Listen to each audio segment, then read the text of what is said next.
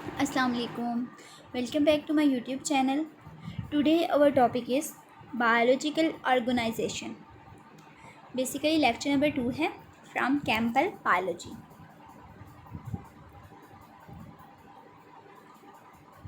Biological organisation start करने से पहले हम देखेंगे कि बायोलॉजी के मेजर थीम क्या हैं, यानी बायोलॉजी में हम किस किस चीज़ को स्टडी करते हैं, मेजर कौन सी हमारे माइंड में चीज़ होती है जब हम बायोलॉजी को स्टडी कर रहे होते हैं। तो बेसिकली 5 मेजर थीम्स हैं, जिसमें से फर्स्ट वन क्या है, बायोलॉजिकल ऑर्गेनाइजेशन, जो हम आज की वीडियो में देखेंगे कि बायोलॉजिकल ऑर्गेनाइजेशन एक्चुअली है क्या। सेकेंड वन है इंफॉर्मेशन। इंफॉर्मेशन किसके बारे में, जेनेटिक इन्फॉर्मेशन जीन्स की फॉर्म में होती है, ट्रांसफ़र होती है parents to offsprings. Third one है एनर्जी एंड मैटर, यानी एनर्जी और मैटर की रिसाइकलिंग कैसे होती है, एनर्जी की रिसाइकलिंग होती है या मैटर की रिसाइकलिंग होती है, और अगर होती है तो उसका प्रोसेस क्या है, कितने % एनर्जी जो है वो एक ट्रॉफिक लेवल से दूसरे में ट्रांसफ़र होती है। ये सारी चीज़ें हम इस थीम में स्टडी करते हैं, एनर्जी एंड मैटर में। फोर्थ वन है इंटरेक्शंस। इंटरेक्शंस होती हैं 2 टाइप्स की, इंटरेक्शन एबायोटिक फैक्टर्स के साथ और बायोटिक फैक्टर्स के साथ। इस थीम में हम ये सारी इंटरेक्शंस को स्टडी करेंगे। लास्ट वन और मेजर थीम है हमारे पास एवोल्यूशन। स्पीशीज़ किस तरह इवॉल्व होती हैं, न्यू पॉपुलेशंस कैसे इवॉल्व होती हैं, ठीक है। नेचर सिलेक्शन बेसिकली क्या होती है, एवोल्यूशनरी थ्योरीज क्या क्या हैं, वो सारी हम इस थीम में स्टडी करते हैं। लेकिन आज का जो हमारा टॉपिक है वो फर्स्ट थीम को रिप्रेजेंट कर रहा है, जो कि है बायोलॉजिकल ऑर्गेनाइजेशन। इससे आप फेमिलियर होंगे, इसको हम जल्दी से कवर करते हैं। Biosphere, highest level of biological organisation. Biosphere क्या होता है,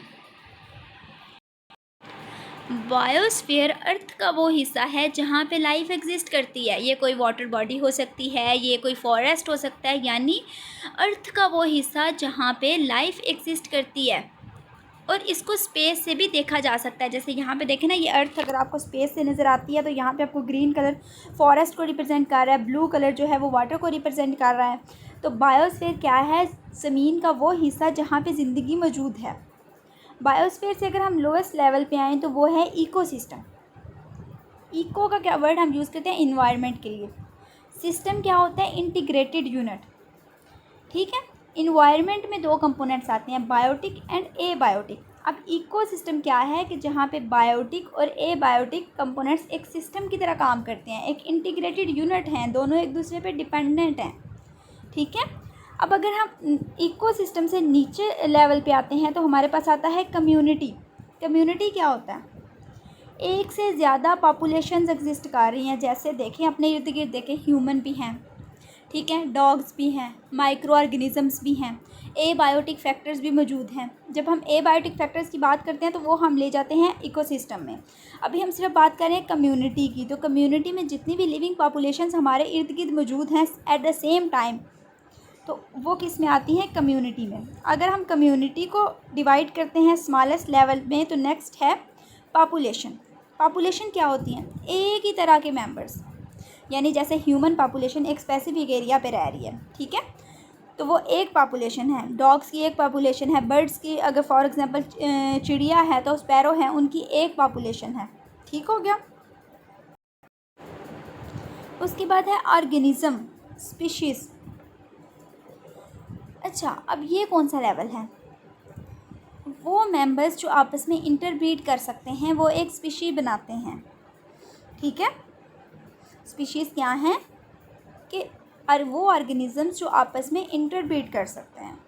अगर हम स्पीशीज़ लेवल से भी नीचे जाते हैं तो हमारे पास आ जाते हैं ऑर्गन एंड ऑर्गन सिस्टम। अब यहाँ पे देखें, हमने प्लांट स्पीशी ली, ये एक ट्री लिया, ठीक है। अब इस ट्री में हमने ऑर्गन और ऑर्गन सिस्टम लिए।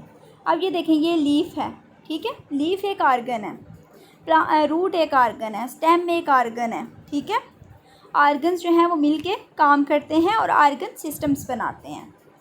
अच्छा, अब अगर हम इस लीफ को ही लेते हैं, सिंगल लीफ लेते हैं, ठीक है। अब ये हमने सिंगल लीफ का हमारे पास स्ट्रक्चर आ गया माइक्रोस्कोप की हेल्प से।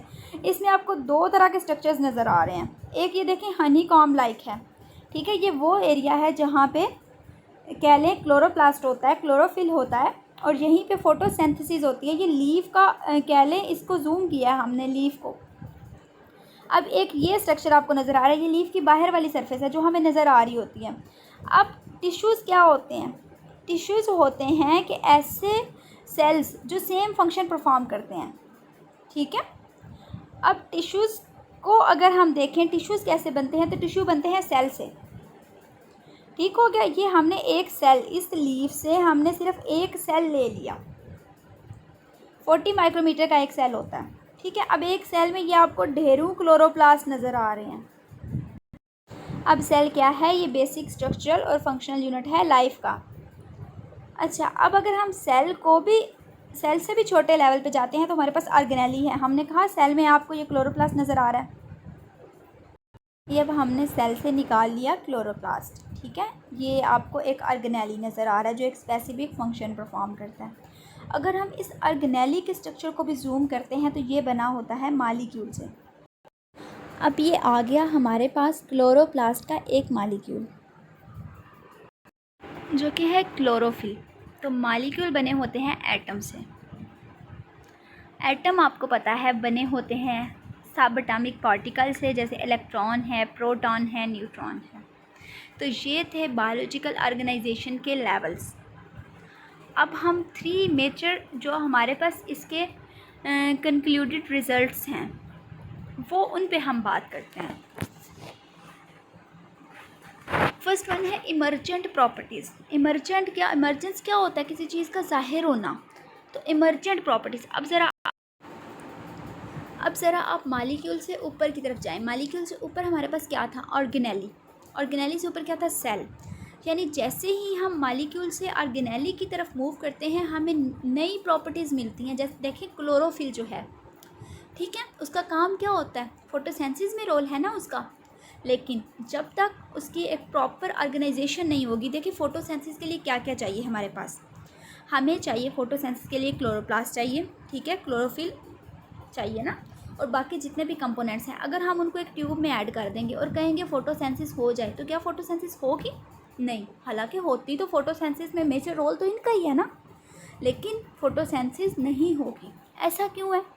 ऐसा इसलिए है क्योंकि देखें, जैसे ही हमने मॉलिक्यूल से ऊपर की तरफ मूव करना है, ऑर्गेनेली से सेल से हमारे पास फर्दर टिश्यूज़ बन जाते हैं। जब हमने इस तरह मूव करना है तो नई प्रॉपर्टीज़ हमें हर लेवल पे नज़र आएंगी। अब वो नई प्रॉपर्टीज़ किसकी वजह से हैं? वो हैं due to arrangement and interaction of particles.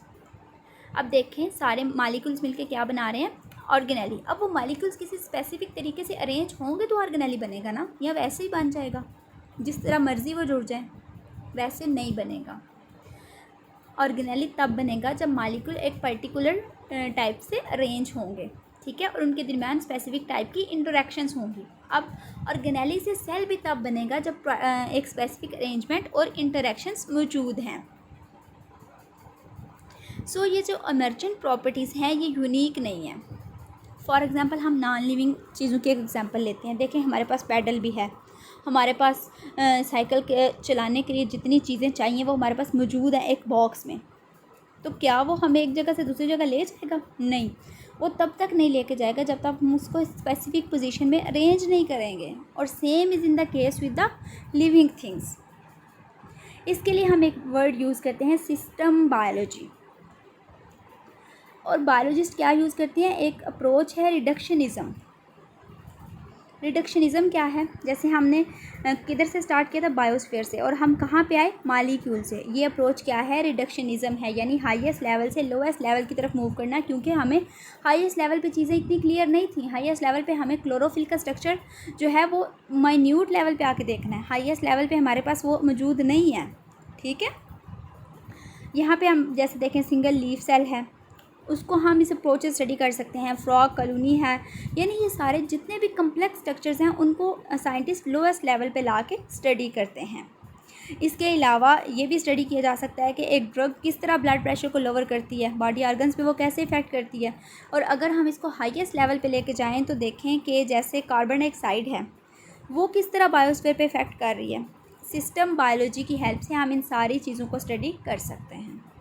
So emergent properties क्या होती हैं? बेसिकली जो बनती हैं किसकी वजह से? अरेंजमेंट और स्पेसिफिक इंट्रैक्शन की वजह से। और ये यूनिक नहीं है लाइफ के लिए, ठीक हो गया। और साइंटिस्ट कौन सी अप्रोच यूज़ करते हैं? रिडक्शनिज़म। और इसके अलावा क्या है? System biology. उसके बाद नेक्स्ट जो हमारे पास एक और कंक्लूजन आती है बायोलॉजिकल ऑर्गेनाइजेशन से, वो है स्ट्रक्चर एंड फंक्शन। अब देखें, अगर आपको किसी चीज़ का स्ट्रक्चर पता हो, आप बता सकते हैं ना उसका फंक्शन। मसलन देखें, हमारे पास एक लीफ है, उसकी शेप कैसी होती है? ये एक लीफ का स्ट्रक्चर है, पतला होता है ना, लीफ बहुत ज़्यादा थिन होता है, फ्लैट शेप होती है। फ्लैट शेप क्यों होती है? ताकि ज़्यादा से ज़्यादा लाइट अब्जॉर्ब हो जाए। अब इसका स्ट्रक्चर जो है वो किसको डिपिक्ट कर रहा है? इसके फंक्शन को। और अगर हमें फंक्शन पता हो, हम फॉर एग्जांपल कहते हैं अब्जॉर्प्शन है फंक्शन, तो हमें पता होगा सरफेस एरिया ज़्यादा है, यानी हम फंक्शन की हेल्प से स्ट्रक्चर को प्रेडिक्ट कर सकते हैं और स्ट्रक्चर की हेल्प से फंक्शन को प्रेडिक्ट कर सकते हैं। यहाँ पे एक और एग्जांपल है हैमिंग बर्ड की।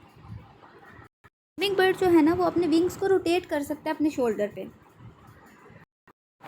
सो हैमिंग बर्ड जो है ना, वो सबसे ज़्यादा होवर कर सकता है। होवरिंग क्या होती है? कि एक ही जगह पे खड़े होकर अपने पर फड़फड़ाते रहना। और ये होवरिंग के साथ साथ अपनी फीड भी ले सकता है किसी फ्लावर से, नेक्टर फीडिंग। इसके बाद नेक्स्ट है हमारे पास दी सेल।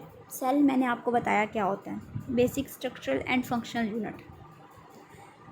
ठीक है, ये स्मॉलेस्ट यूनिट है ऑर्गेनाइजेशन का, जहाँ पे एक्टिविटीज़ हो सकती हैं जो कि लाइफ के लिए रिक्वायर्ड हैं। हम जो भी एक्शन परफॉर्म करते हैं ना, वो डिपेंड करता है सेल पे। जैसे अभी आप मेरी बात सुन रहे हैं, तो ये किसकी हेल्प से है? सेल्स की हेल्प से।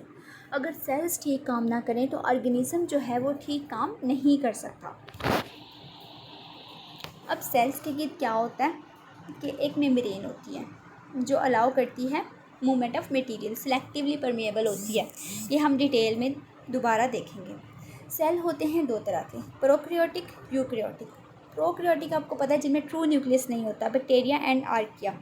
मेम्ब्रेन बाउंड ऑर्गेनेल्स भी नहीं होती और ये स्मॉल होते हैं। जबकि यूकैरियोटिक क्या है? प्लांट्स, एनिमल, फंजाई, इनमें ट्रू न्यूक्लियस होता है, ये लार्ज होते हैं और मेम्ब्रेन बाउंड ऑर्गेनेल्स भी होते हैं। इसके अलावा में भी बहुत ज़्यादा डिफरेंसेस हैं, लेकिन चूँकि हम सिर्फ केमिकल बायोलॉजी को स्टडी कर रहे हैं तो उसमें ये डिफरेंसेस मेंशन किए गए हैं।